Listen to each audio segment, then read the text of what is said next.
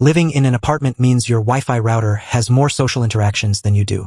It knows the routers from upstairs, downstairs, next door, probably even the guy's home router who still hasn't returned your Amazon package. It's surrounded by dozens of other routers, all trying to send data through the exact same air. So, why doesn't your Wi-Fi mix with your neighbors? Why doesn't your Zoom call suddenly become your neighbor's Netflix? Let's decode it. First, this sounds like complete chaos. Dozens of routers, all trying to send data through the same air. So how do they avoid talking over each other? Let's say you're streaming a Netflix movie. Your router doesn't send the entire movie in one giant chunk. Instead, it breaks the movie into thousands of tiny pieces called packets. Imagine you've built a huge Lego castle. You wouldn't ship the whole castle in one piece. You take it apart, pack the Lego pieces into lots of small boxes, and send those boxes one by one. That's exactly what Wi-Fi does. Each packet is like a tiny delivery truck carrying one Lego box. Once every truck reaches your phone simply rebuilds the entire movie. Sounds clever, right?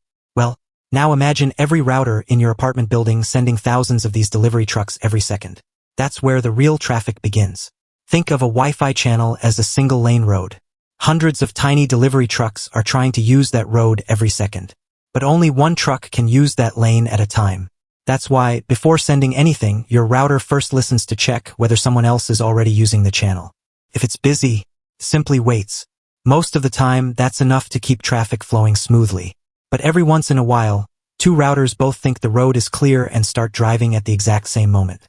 Their signals interfere, so neither packet gets through properly. Instead of arguing, both routers wait for a tiny random amount of time, literally just microseconds, and then try again. This all happens so fast that you usually never even notice. Waiting works, but if everyone has to wait, the network gets slower. So engineers came up with a smarter solution. More lanes, less traffic. Instead of forcing everyone onto the same road, Wi-Fi created multiple lanes. These lanes are called channels. The older 2.4 GHz band is like the apartment gym on January 1st. Everyone's there. Nobody has any space. It only has 3 non-overlapping channels, so lots of nearby routers end up sharing them. That's one reason your internet can feel slower in crowded apartment buildings.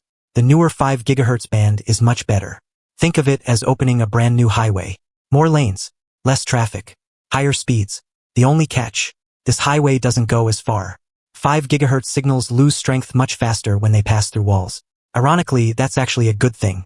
It means your neighbor's Wi-Fi is much less likely to interfere with yours. And when your router starts up, it automatically scans the area and usually picks the least crowded channel it can find.